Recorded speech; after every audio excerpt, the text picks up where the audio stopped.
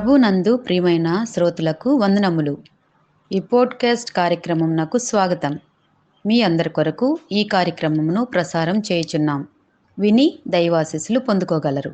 ప్రియ దేవుని జనాంగమా, క్రీస్తు ప్రభుల వారి పేరిట నా ప్రత్యేకమైన శుభవందనాలు తెలియపరుస్తున్నాను. కీర్తన 23:4 మరణాంధకారపు లోయలో నేను సంచరించినను ఏ అపాయమునకు భయపడను. Though I walk through the valley of the shadow of death, I will fear no evil. మానవులు ప్రయాణించే ఈ లోకం ఒక మరణాంధకార లోయ అని చెప్పొచ్చు. మనందరం కూడా జీవితంలో ఏదో ఒక సమయంలో మరణాన్ని ఎదుర్కోవాల్సి వస్తుంది. మన సొంత మరణం కావచ్చు, లేదా మనం ప్రేమించే వారి మరణం కూడా కావచ్చు. ఈ వాస్తవాన్ని మరిచి ఈ రోజుల్లో చాలామంది తమ జీవితాన్ని తమ ఇష్టానుసారంగా జీవిస్తున్నారు. ఈ శ్రమల ధ్యాన కాల సమయంలో తగిన దృష్టి నీకుంటే ఈ మరణాంధకారలో ఎలాంటి నీ జీవిత ప్రయాణంలో ఎలా ప్రయాణించాలనేది వాస్తవ సమాధానం నీకు దొరకగలదు. అనేకమైన వివిధ మరణకరమైన లోయలు మరియు చీకటి నీడలు నీ జీవిత పయనంలో ఏ సంవత్సరానికి ఆ సంవత్సరం నీకు ప్రతిబింబిస్తూ ఉంటే, నీకు ఎదురవుతున్న ఈ మరణ లోయల్లో ఏం చేయాలనేది తెలుసుకోవటం, ఎరగడం ఎంతో ముఖ్యం. ప్రియ దేవుని బిడ్డ, ఒకవేళ నీ జీవితం మరణాంధకార లోయలో ఉన్నట్లయినా భయపడొద్దు. ప్రభువుని నమ్ముకో. యేసు ప్రభువు మీద విశ్వాసం ఉంచు.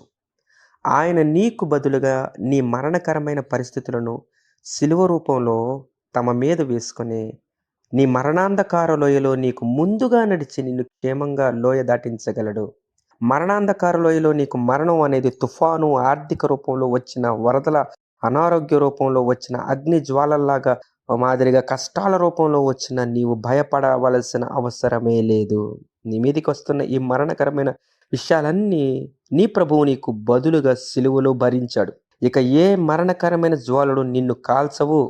యెషయా 43:1-2 నేను నిన్ను విమోచించి ఉన్నాను, భయపడకుము, పేరు పెట్టి నిన్ను పిలిచి ఉన్నాను, నీవు నా సొత్తు, నీవు జలములలో బడి దాటునప్పుడు నేను నీకు తోడై ఉందును, నదులలో బడి వెళ్ళుచున్నప్పుడు అవి నీ మీద పొర్లిపారవు, నీవు అగ్ని మధ్యను నడుచుచు వెళ్ళుచున్నప్పుడు కాలిపోవు, జ్వాలను నిన్ను కాల్చవు. నీ జీవిత మరణాంధకార లోయలో పడడానికి కారణాలు ఆ సమయంలో లేదంటే నీకు ప్రభు సహాయము కావాలంటే, లేదంటే ఆయన నీకు సహాయం రావాలంటే నీవేం చేయాలో కొన్ని విషయాలు మనం కొన్ని లోయల ద్వారా మనం ధ్యానించేద్దాం. మనకి బైబిల్ గ్రంథంలో చాలా రకాల లోయలు ఉన్నాయి. మొట్టమొదటిగా మనం గమనిస్తే ఎముకల లోయ. యెహెజ్కేలు గ్రంథం 37:1 యెహోవా హస్తము నా మీదికి వచ్చెను, నేను ఆత్మవశుడనై ఉండగా యెహోవా నన్ను తోడుకొని పోయి ఎముకలతో నిండి ఉన్న ఒక లోయలో నన్ను దింపెను. ఎముకలు అనేకములు ఆ లోయలో కనబడెను, అవి కేవలము ఎండిపోయినవి. 400 సంవత్సరాల పాప బానిసత్వం నుండి గొర్రెపిల్ల రక్తం ద్వారా విడిపించబడి శ్రేష్టమైన పాలు తేనెలు ప్రవహించు దేవుని సంఘం కనాను దేశంలోనికి చేర్చబడిన ఇజ్రాయేలీలు దేవునిని తిరస్కరించి విగ్రహాలు పెట్టుకున్నారు. దేవుడు దైవజనులైన ప్రవక్తలను ఏర్పాటు చేసి వాక్యం ద్వారా వారికి హెచ్చరికలు పంపిన వారు ఆ వాక్యం ఆలకించకపోవటం బట్టి భయంకరమైన 70 సంవత్సరాల బబులోను అను మరణాంధకారపు లోయలో పడిపోయి ఎముకల గూళ్ళుగా మారిపోయారు. అయితే తిరిగి వారు బుద్ధి తెచ్చుకొని యెహెజ్కేలు ద్వారా దేవుని వాక్యం ఆలకించు అనుభవంలోనికి వచ్చినప్పుడు, వినుట ద్వారా వారికి విశ్వాసం కలిగినప్పుడు ప్రభువు వారికి తోడుగా ఉండి ఆ మరణకరమైన ఆ ఎముకల లోయలో వారిని తిరిగి బ్రతికించి లెక్కింప శక్యము కాని గొప్ప సైన్యంగా చేశాడు. యెహెజ్కేలు గ్రంథం 37:10 ఆయన నాకాజ్ఞాపించినట్లు నేను ప్రవచింపగా జీవాత్మ వారిలోనికి వచ్చెను, వారు సజీవులై లేచి లెక్కింప సఖ్యము కాని మహాసైన్యమై నిలిచిరి. ప్రియ దేవుని బిడ్డలారా, దేవుని వాక్యాన్ని శ్రద్ధగా ఆలకించి వాక్యానుసారమైన జీవితాన్ని నేర్పే ఎముకల లోయ అనుభవం నీలో లేకపోతే నీ మరణాంధకారపు లోయలో ప్రభువు నీకు ఎలా తోడు రాగలడు? ఆలోచించండి.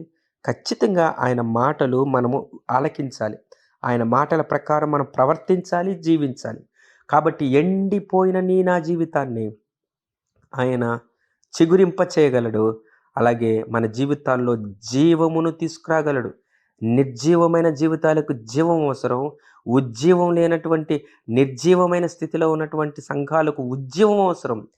ఉజ్జీవం తేవాలన్నా, జీవం తేవాలన్నా, ఉజ్జీవం తేవాలన్నా, నిర్జీవమైన నీ స్థితి పోవాలన్నా దేవుడు కావాలి, దేవుడు రావాలి.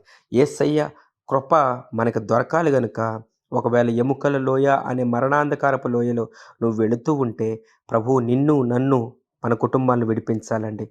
అదే మన ప్రార్థన. ఎటువంటి పరిస్థితి అయినా యేసయ్య చెయ్యి దాటిపోదు. ఆయన మనలను విడిపించి, నడిపించి, బలపరిచి, నిలబెట్టే దేవుడు గనుక అటువంటి దేవుడి మీద మనము మన విశ్వాసం ఉంచి ఆయన మీద సంపూర్తిగా మనం ఆధారపడదాం. ఈ భయంకరమైన లోయలో నుండి మనం బయటపడదాం. ప్రభు మనల్ని కాపాడునుగాక. ఆమెన్. ఈ కార్యక్రమమును గూర్చి మీ సలహాలు మరియు మీ ప్రార్థనా అవసరతల కొరకు మమ్మను సంప్రదించవలసిన మా ఫోన్ నంబర్ 9480585039 మరియు ఈమెయిల్ ఐడి info@fibaonline.org. మా ఫోన్ నంబర్ మరొకసారి 9480585039. Email ID info@fibaonline.org.